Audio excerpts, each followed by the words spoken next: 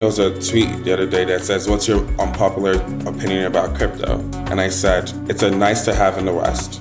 It's a need to have in Africa, but the best talent don't want to build for the poor. The average person does not care about what blockchain, what this, what that. Does it work or does it not? And so for us, if we truly believe in this, then moving forward, we have to build this in a sustainable way that reflects our own reality as Africans. Not somebody else's reality, but our own reality. We need to build platforms that make sense in our own context. Hello and welcome to Crypto at Scale. I'm Justin Norman, and in today's episode, my co-host Gwera Kiwana and I are talking about NFTs. Now, here at Crypto at Scale, we like to talk about the pragmatic use cases for crypto technology. And while NFTs as a digital tradable asset have had a lot of focus from an art perspective, we want to take our conversation about use cases a step further. In today's episode, we're joined by Eche Emole, co-founder of Afropolitan, and Ahren Posthumus, co-founder and CEO of Momint. Eche and Afropolitan are building a digital nation and using NFTs as a tool to build their community and to create a digital passport for its members. Ahren and Momint are working to bring digital assets to the real world. Earlier this year, they launched SunCash, a blockchain platform using NFTs to crowdfund solar power projects in South Africa. In this episode, we'll hear from Eche and Ahren about their respective companies, their vision for a crypto-enabled continent, and much more.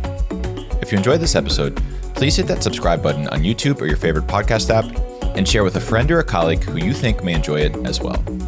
Crypto at Scale is not investment advice and is for entertainment and informational purposes only. This episode of Crypto at Scale is brought to you by Ripple. Anyone who sent money across borders to or within Africa knows how cumbersome, expensive, and slow the process can be. When it comes to remittances, Sub-Saharan Africa remains the most expensive region to send money to. And for businesses, trapped capital, slow settlements, and high failure rates pose major challenges. The current financial infrastructure just doesn't work very well for the modern global economy. Ripple believes that crypto-enabled payments can help. Ripple's payment solution, on-demand liquidity, enables organizations to settle global payments in real time at a fraction of the cost and without tying up working capital and destination accounts. By leveraging the digital asset XRP as a bridge currency, funds can be sent and received in local currency on either side of a transaction. And across Africa, Ripple is partnering with local financial institutions and fintechs to bring the benefits of better cross-border remittances to the region. To learn more and get in contact with the Ripple team, head over to ripple.com. Eche and Ahren, thanks so much for joining us today. Please start with a brief introduction to your respective companies. Eche, let's start with you. Hey, I'm Eche. I'm one of the co-founders of Afropolitan. Afropolitan is creating a digital nation to enable all Africans to build abundant lives.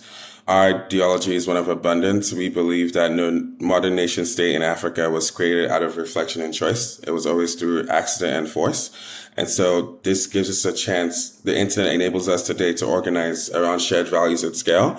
So we are looking to launch the first ever internet country for the African diaspora. The way to think about that when you hear that is, what does the internet enable us to be able to do today? We've been able to start new companies on the internet, think Facebook, Google, YouTube, etc. We've been able to start new currencies on the internet, think Bitcoin, crypto. Can we start a new country on the internet?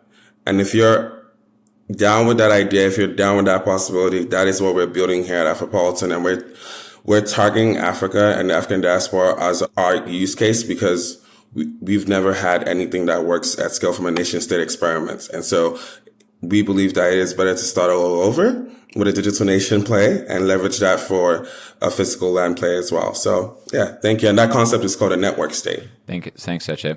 And Ahren, can you give a brief intro to Momint and SunCash?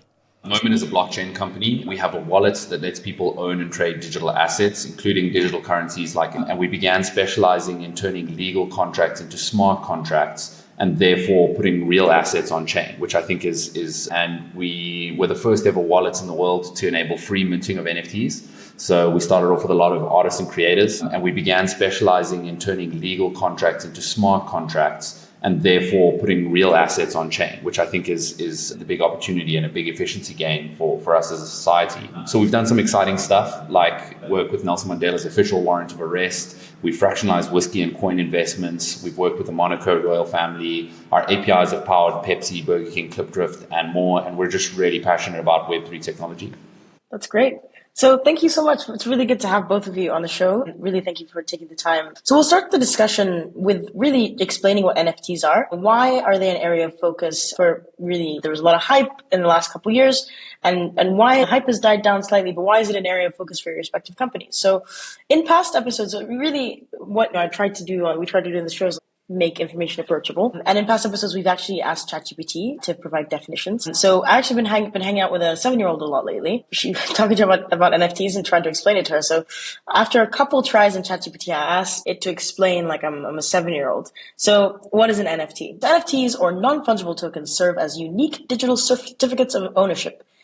They are used for various digital items such as artwork, music, virtual real estate, and even things like in-game items or proof that someone is who they are. Similar to how each person has their own special toy or tool that serves a unique purpose, NFTs can also have utility. That's called a utility NFT. Utility NFTs go beyond just proving ownership. They have an additional functionality or benefits tied to them. For example, let's imagine a game where you can own virtual pets. With a utility NFT, your pet could have special abilities or exclusive features that other pets don't possess. It's like having a superpower or a rare trait that makes your pet extra special within the game. In addition to gaming utility, NFTs can also be used in various other applications. They can grant access to exclusive content, private membership and privileges, or represent real-world assets, so like concert tickets or digital collectibles to unlock unique experiences. So utility NFTs are exciting because they combine ownership with practical usefulness, enhancing the value and enjoyment of digital items in different contexts. And as the NFT ecosystem continues to evolve, utility NFTs open up new possibilities for creators, businesses, and consumers, creating a world where digital ownership extends beyond simple possession and becomes an interactive and enriching experience. So I hope the 7-year-olds listening to the podcast today can agree with that. I'll start with you, Ahren. Can you give me a score out of 10 as to how well that was described, and maybe explain also your use case and how you are using NFTs in your work? So I think it started off incredibly strong. Actually, not that it ended off weak. The utility component was really great and great that it covered that as well. But when it started off, it just said it's a digital certificate of ownership. And I think that's the best starting point for anyone to understand what an NFT is. It's a certificate of ownership. If you own a house, you have a title deed, and that lives in the deeds office. If you own an NFT, it's a digital certificate of your ownership for whatever that NFT is pointing to, and that lives on the blockchain. So I deal with a lot of older individuals and people, and I find that when you just use analogies in the real world that people are used to, it becomes a lot easier for them to understand. So how this is applicable to our use case specifically is we basically give you a certificate of ownership for a solar installation that you've bought into. And the really big thing that we were looking for is a 10x solution. So I see a lot of people talking about NFTs for ticketing solutions. And yes, I do think that those are better, but are they really 10x maybe? And I think this is a case where they are 10x because the NFTs can represent and transfer your ownership in a much more secure and efficient way than like a central bank or a fund, for example. It's all automated through smart contracts, so we don't have to rely on humans making human mistakes. We don't have to fill out forms and papers anymore. We've moved beyond that. So you buy a SunCash solar certificate, which represents your ownership of a solar installation. You own that solar installation, so when it earns money, that comes into your blockchain account. And if you wanted to give that to a friend, or if you lost it in a bar bet, or if you want to sell it, you can transfer that super easily. So you don't need to call up your lawyers and do session agreements or any of that. So it makes it really, really efficient, quick and easy to do. And specifically in South Africa, people can now collectively invest in owning these solar installations and earn the revenue that those installations generate. There's a super high demand for energy in the country, of course, and the government just hasn't lived up to it. Eskom, our national energy provider, just has completely failed. So we needed to find a solution to that problem, and this was a really great way to do it. And we've been super inundated with the response. It's been incredible to see the power of the community when people come together and we all agree this is a problem worth solving. This is the underlying technology that lets us do it in a way that's transparent and secure. And transparency is really important, especially on a continent where corruption is always front of mind. So having payments that are transparent and auditable and traceable, legal contracts. In the ChatGPT example, it said it can have special traits. It's like a superpower, a health bar, strength, whatever. we leverage that functionality to go, well, here's a special trait is a legal contract. It lives on interplanetary file systems, so it's immutable. We can never change it, but it's transparent. You can always see it. And we attach project information and a bunch of other stuff there. Give it a score, maybe 7. That's a little bit long. What about you, Eche? Can you give it a score and maybe also explain a little bit about your approach to NFTs for what the impact that you're trying to have? Yeah, I'll give it about a 7 too. I think it was a little bit long, which is the problem in crypto to begin with. Our use case, obviously, we're looking to build really a new country. And when you're looking to do that, you have to think about the mythology of your country. You have to go to nation building. And I think for us, we decided to tell that story initially using art. So when you think throughout history, when you've heard of the Renaissance, it's always art-based first, and then the progression in society starts from that. And it's one of the reasons why I've been a huge fan of the opportunity that NFTs have had, because it shows the culture. And so for us, we're like, hey, we want to build a new country. We have a new set of values. We have a different foundation. How do we show people we're on a different type of time? and for us, we were like, look, we're going to start off with art passports. These passports are supposed to put in the sand. This is our mythology around our nation. Obviously, we can't know where we're going until we have a firm understanding of where we've come from. And a lot of the time, art helps tell that story. So for us, we leveraged NFT art passports. We released about 500 of them for our first 500 citizens, founding citizens at that. And so they were able to make a purchase for this, but like Ahren was saying, it was all public and on chain. So if you're going to start this new country, the principles and values that we're looking to leverage are principles of accountability, transparency, immutability, and just being able to track where everything is. And I think the foundation of this new governance system, we wanted it to be on-chain, trackable, and transparent to citizens at scale. And then on the flip side of it, what I've loved, especially because we have a lot of creatives obviously in the community, was how they also get paid. One thing we've always been great at doing, even as Africans, is creating value, but we've been poor at capturing it. And so whether it's an artist who's created this artwork, and then when it's time to pay him, PayPal doesn't work in Africa, or Stripe has blocked you in Africa, or whatever else is not allowing you to get payment to your dollars, it was beautiful to see that once we had got done with our passports, because of how the smart contract was encoded, the payments just went out into the wallets, and it took seconds. Nobody needed to call a HR or call accounting or call Bank of America to plead your case and show them that your mother's name is Frederick. It's like, please, it was just done, right? So for us, it's the use case for this from a foundational level where you are showcasing to people, these are the values that we're going to abide by in this digital nation. Decentralization, accountability, transparency, immutability was laid out through our NFT passports. So that was our own thought process. I think Eche is making a really important point there. And I think us as Web3 enthusiasts always get really roped into the values and the ecosystem, the community, all of these things which are really important. But the thing that you just said about the payments is so huge, and I can't believe people haven't realized this. We just did our last solar cell payout. We paid out over 300 solar cell holders, and the total cost of that transaction was less than $2. Try and find another system elsewhere in the world, PayPal or whatever else, that can do a split payment to that many different people within 30 seconds at that cost. It doesn't exist. They'll shut down your account. Straight up. Actually, you mentioned something about how art was a driver of the Renaissance movement, and NFT art really has been a driver of bringing all this ecosystem buzzwords that Ahren's mentioning that we were kind of consuming in the shadows and part of in the shadows in the past.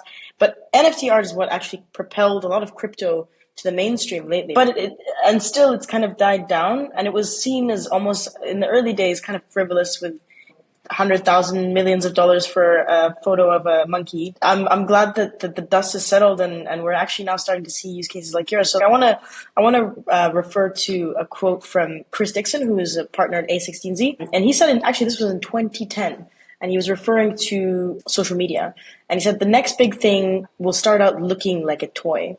So this is actually proven true, right? Like I said, with social media and its rise to mainstream adoption and influence. Back then, Facebook looked like a fun toy you could poke people with. Now, Facebook influences elections. We're still not seeing sticky adoption in the mainstream. But you two, the work that you both are doing is a testament to the fact that NFT utility Africa is kind of like the perfect place to do that, a hotbed for that kind of adoption. First of all, great to see the work that you guys are doing. I'd love to now maybe move on to some of the challenges and the opportunities that you guys see in the space. Yeah, to piggyback off of what Guerra just said, the question that I have then, the name of the show is Crypto at Scale, right? And how do we bring crypto into the mainstream and the degree to which NFTs may be a tool to do that? So Ahren, for you with SunCash, I've noticed that you're referring to it as a digital asset versus an NFT, right? So I'm curious to get your perspective on what it means to bring this sort of opportunity to the mainstream, what the profile of crowdfunders looks like, and how you've thought about bringing it to market to the everyday South African who's interested in backing this digital asset, and why you've chosen to call it that versus NFT.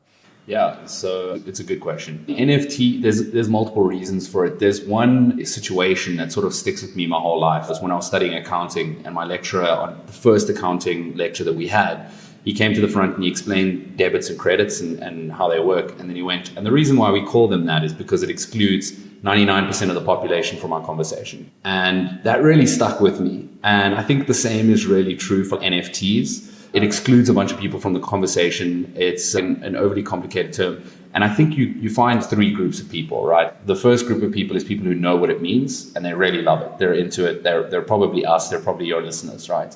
You get the other group of people who have this massive negative sentiment around NFTs because they've just been ingesting what the news has put out, or they've generated this really negative sentiment to the term NFT, even though it's a very wide term. You get NFTs that are just pictures of rocks, where I said, and you get NFTs that are crowdfunding solar or giving people IDs. There's a very wide range there.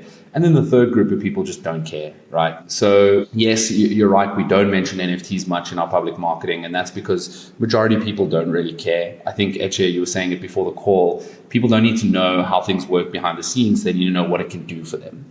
So instead of trying to educate people on what the technology is all the time, which we did do a lot in the beginning, we've got a whole YouTube series, Metaverse, all of that. We decided just to show people what it can do for them and what the technology, how it can benefit their lives. And once they see that, they very quickly go into learning on their own or understanding the underlying technology or making use of it. And that's how my view and how we're going to scale this thing. And Eche, for you with Afropolitan, we were talking before this call about sort of your Web 2.5 approach and you seeing Afropolitan as an opportunity to onboard people into the crypto ecosystem as well. And I get the sense that Afropolitan is maybe more of a crypto native initiative, but that's not necessarily the longer term vision. So can you talk a little bit about the role of NFTs in bringing people on board and then what that sort of blend looks like to get more people into the ecosystem through Afropolitan? Yeah, so I think it's even reimagining what citizenship looks like. What does your next generation passport even look like? For us, one of my issues, I think there was a tweet the other day that says, what's your unpopular opinion about crypto? And I said, it's a nice to have in the West. It's a need to have in Africa, but the best talent don't want to build for the poor. And so that was just my most unpopular take. And what I've seen across the ecosystem is you're seeing projects get built. And like you said, Ahren, why are you interested in making people care so much about technology? The average person does not care about what blockchain, what this, what that. Does it work or does it not? And so for us, after last year and just reflecting coming to the new year, it was like, how are we going to, if we truly believe in this, because it was also a come to Jesus moment because there were a lot of grifters in this space. But I'm like, if we truly believe in this, then moving forward, we have to build this in a sustainable way that reflects our own reality as Africans, not somebody else's reality, but our own reality. We need to build platforms that make sense in our own context. And so for us, we've chosen to leverage culture because Africans, by and large, are cultural people. We love music. We love fashion, we love food or whatever, but it's leveraging pre-existing behavior to onboard people into crypto. And so I'm excited because we have our product actually launching by end of August. It's going to be called AfroPass. But our whole take on it is, okay, you have this membership NFT that's a citizenship NFT. Now it lives within the platform. Now you can use that to get access, because what it really is a passport. It's a access to entry. Today it could be access to maybe a membership club or to an event or to a particular type of group. Tomorrow it could be entry into an actual nation. You can ladder that up in a feature that makes sense. And so for us, even if it's crypto on the back end or blockchain in the back end supporting all that, that's why it needs to be in the back end. It should not be in the front. The average person shouldn't need to know about transactions per second. When I use Apple Pay, I don't know anything about their integrations in the back end. I'm not privy to their Goldman Sachs or Marcus integrations. It just works. And if it doesn't work, I use something else. And so I've never understood. I have a theory as to why we've had this issue in crypto. And it's because I believe the true nerds got to it first versus the creatives and the designers. And now we need to have a reshift, right? Where we need to balance it back up, where the designers lead the charge and then the engineers come back in the back end. And I think we need to have that conversation. But for us, it's a sustainable way of actually onboarding people into crypto at scale, where it's a blended Web 2.5. Hey, if you want to make payments in crypto, awesome. If you want to make payments in USD or fiat, awesome. But we can show you the advantages of crypto. Maybe you qualify for DeFi loans now, which is something you might not be easy for you to get if you're at Wells Fargo, or if you're in Guaranteed Trust Bank in Nigeria or wherever. You're not even getting loans from your banks, right? So again, it's about showing people this utility as they are onboarded, and then everything else speaks for itself. So for us, it's NFTs get you into the door because this is your membership, but eventually you're now seeing a platform that allows you to then qualify for additional other services where you're like, oh, I'm not able to get a loan from my bank, or I'm not able to get a loan from this other institution that has most of my record, but I qualify for a DeFi loan from this platform. That is something that has actual utility in your life at source. So that's the way we're thinking about it. I'm just going to interject really quickly before I pass it off to Guerra. I think it's just quite funny that you guys are leveraging culture, right? Africa, and then in South Africa, people just want electricity. Going with what's top of mind to people. Yeah, I think having been in SA quite a few times in the last year, I didn't really understand the dire need for electricity. Ahren, can you explain a little bit more about that driver for you to actually go after electricity? Momint had done a couple of really cool projects. We did proof of reserve for gold on chain using our APIs. We did a rare coin collection that was fractionalized so people could buy into that coin collection. Nelson Mandela's warrant of arrest, etc. Myself and my co-founder were really, look, I'll be honest. Okay, let me be really honest. We sold a painting, digital twin. So there's a painting with an NFT and it has a membership attached to it for $300,000. And we reflected and went like, wow, we should be really stoked right now. We should be happy. And we weren't really, because we were like, what have we done for the world? What good have we brought into the world? And is this really the strongest utility that we can create? And we realized we're trying to build a technology company in a country that is failing to even have power. Technology relies on power, right? Then we had the idea, okay, well, why don't we fractionalize the solar installation and let's go in that direction? And things have just been falling in place ever since. There's a 125% tax rebate now for solar investments. We just got word from our lawyers that our solar cells are actually applicable for the tax rebate as well. So every fractional buyer will actually get a tax benefit as well. And that was really the driver, is just do something meaningful. I think we were also living in a time, March last year was the crypto crash. And a lot of people were going, well, that's it for this technology. People tried it. It was a phase. Now it's over. And we were like, no, guys, it's not over. The best is still yet to come. And we need to start by showing as much utility as possible. And I think I echo what Eche was saying there about people not really building for the poor. SunCash is a not-for-profit initiative of ours. We know that if we can meaningfully drive the needle on solving this problem, that there'll be tons of value in it for us later. What we need to do now is add value, show utility, and solve the problem. On that, let's look at the future. Right now, I think I hate the quote that we always hear, which is like, we're so early. Yeah, okay, we get it. Crypto, we're early. It's nascent. We haven't even seen 0.001% of what we can do with this new technology and with this new economy, really even. Actually, I'm going to come to you. We're interested, the name of the podcast, what we talk about all the time, what I think about all the time in my work is crypto at scale, really. So with both of you have really ambitious visions for what a crypto-enabled future looks like. Both of you have explained a little bit about how bringing this new technology to the world is likely not going to look the way that it looked 2 years ago for those of us who were holding various keys and figuring out moving assets between wallets and multi-sigs and all that stuff. So Eche, Afropolitan's vision is to build a digital nation state. What does the future actually look like? If I use those words and I sit down and I'm just having dinner with my auntie and I'm like, yeah, I met this guy, he's building a digital nation state. She'll be like, okay, you're putting people in the internet? What's happening? Are you creating a metaverse? So can you explain a little bit what that future looks like to my auntie, who is in Kampala, please? Yeah, I would say, Auntie, the reason why we have to use the internet in the first place is because most of the land is taken and it's going to require violence. It's going to require a lot of other stuff. And I would say to Auntie, think about what you're seeing happen in our culture today. You're seeing artists like a Burna Boy sell out London or Finland or whatever. The only reason he's been able to do that is because of the power of the internet. Remove the internet from the equation, he's still sitting in Nigeria somewhere and gatekeepers are preventing him from moving. And for us, the internet is our leverage point as Africans. It's the only place where, as an African or Black person, you're actually free. Think about it. It's the only place you're allowed to freedom of expression, of culture, of whoever it is that you are.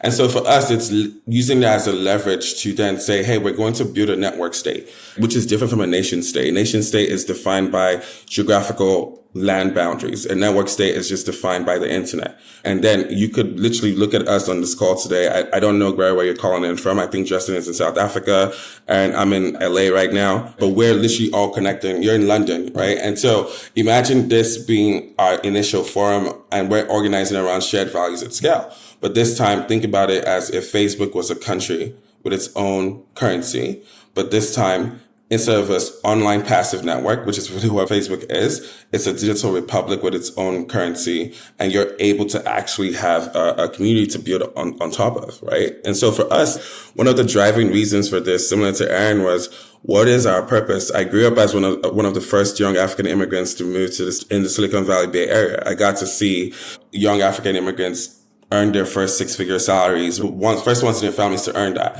We catered to them through events. So think Afrobeats parties, concerts, festivals.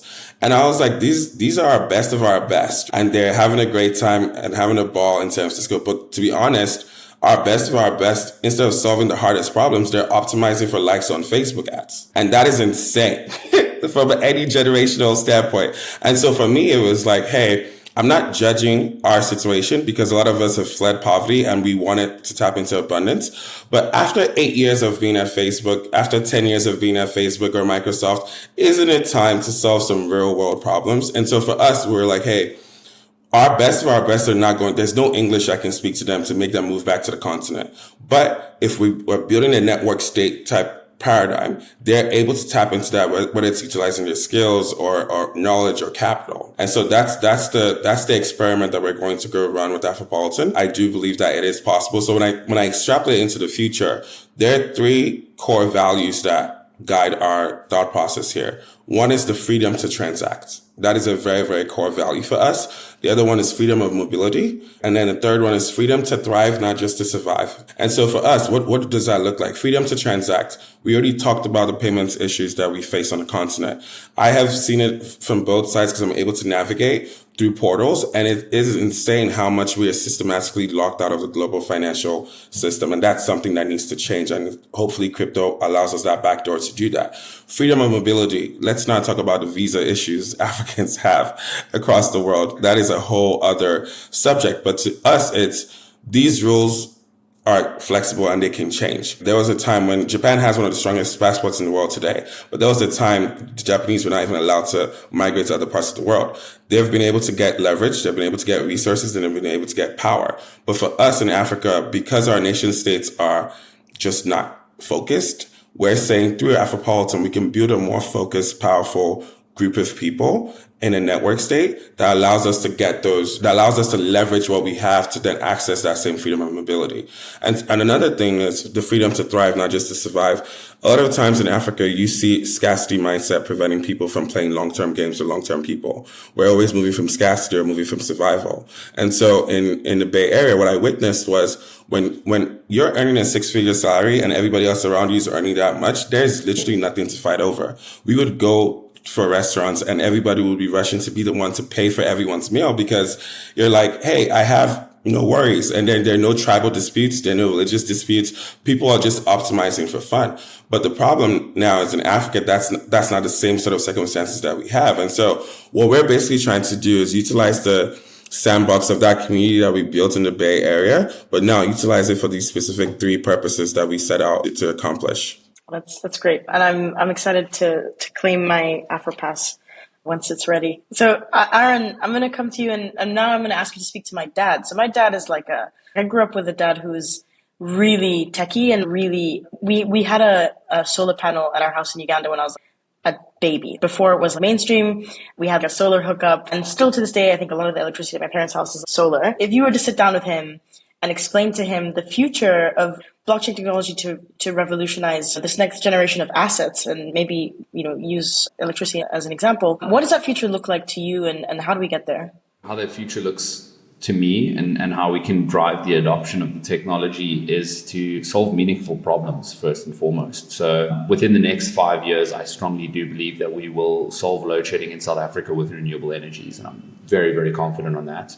Thereafter, we can expand to other important infrastructure. There's public transport, there's water and sanitation. There's tons of problems for us to solve in Africa. And if you just sort of replace the word problem with opportunity, there's that opportunity for all of us to contribute to that growth and to be a part of that growth. I think there's also a huge opportunity in enabling cross-border peer-to-peer payments as well. I actually wrote this thesis coming out of university on how Africa needs to have a currency that works across all of Africa and how you could potentially create it by doing a weighted basket of all the... Anyways, it can get really complicated, but the long and the short of it is someone in Texas is just as far or as different as someone in DC or up North America, but you can move freely between the two, speaking to mobility, and you can transact across those regions. It's just as far as South Africa and Nigeria. Why isn't it easier for us to transact? Why don't we share services and products and ideas? And these old borders that the colonials left us with, we don't have to deal with those and never mind enforce them, right? We face problems of xenophobia as well. Anyways, how do we get there? That's the question. We get there by giving value and making it simple. Like you guys said, we're not going to be living in a Web3 world where everyone has to remember keys and go through 5 different hoops before they can actually transact or interact with the system. It needs to be really simple and very familiar and intuitive. Awesome. Well, I'm excited for you guys to solve all of the problems. No pressure, but I only promised electricity, okay? As we wrap up this conversation, first of all, we appreciate both of you for taking the time and sharing such ambitious visions with us. Each week, we do ask our guests for 1 to 2 recommendations, whether it's sources, something that you've read, something that you recommend that our listeners of Crypto at Scale read to learn more about crypto, learn more about your respective projects, really anything that you wish to recommend that is, I think, relevant to the conversation we're having. So I'm hoping that you can both share something. Ahren, why don't we start with you? What recommendations do you have for us? It might be a little bit of a selfish one, but I would recommend reading the SunCash white paper. We put a lot of time and effort into the white paper. It goes into detail to explain how the legal contract is actually embedded in, how it's supported by 160 jurisdictions, how the transfer of that ownership works, almost like a bearer. There's a lot of really great detail in there. And I think if you're someone who's passionate about the space and wants to learn about how you can apply the technology for further utility and for real world assets, I think that's a great starting point. Awesome. And we'll link to that in the show notes. And Eche, what about you? I think I have 2 sources. First one would be the Afropolitan Manifesto. I think it's really up there with the Declaration of Independence. I think 50, 100 years from now, they'll be like, them Africans were spitting. That's one source. Second source is the Almanac of Naval Ravikant. I think it's a book that has really played a foundational source for even our community. Just being able to attract long-term people, think about abundance, think about principles like win and help win, and just attracting the right sort of people to this core mission as well, because it's a long-term play and you do need the sort of folks who would have boarded the Mayflower, who did not know anything about it or who didn't know what to expect in the new world. That's one source I definitely always recommend to folks as to the mindset behind what we're building and the sort of folks we're looking to attract as well. So thanks, guys. So I think that wraps up today's discussion. Thank you both so much for joining us. One last question. Where can people find out more about you and the work you're doing? Twitter, websites. Eche, let's start with you. Twitter.com/Echecrates, ECHECRATES, and then Twitter.com/Afropolitan as well. Awesome. Ahren? I think LinkedIn is a great place to find us and find out what we do. Our website is Momint, momint.so for software. You can also find SunCash on suncash.co.za. Awesome. And you can find out more about us and follow us on Twitter at crypto@scale. And if you enjoyed this episode, please do hit that follow button on your favorite podcast app and share with a friend or a colleague who you think may enjoy it as well. Eche and Ahren, thanks so much for taking the time to have this conversation with us today. Thank you for having us. Thanks for having us.